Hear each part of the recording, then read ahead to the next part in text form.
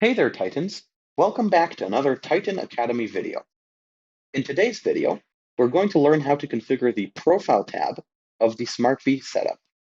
Now, as you can see, I'm in the middle of configuring SmartV for my project here.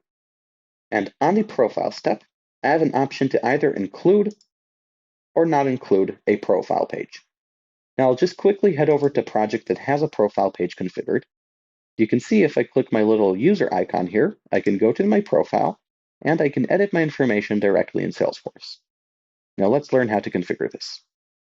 Let's enable a profile page, and next we need to select fields that we want to allow our user to edit. Now, in my case, I'm letting contacts log in, so I want to allow my contacts to edit their first name, last name, or email. Now, by default, when you click on Update Profile, the only thing that's going to happen is a push is going to be sent to Salesforce with this information. We can choose, if we want, to use custom logic and configure an action flow for custom logic. We can have conditions in here, we can affect things on our page, or we can just push it to Salesforce as it does in standard mode. And that's how it's done.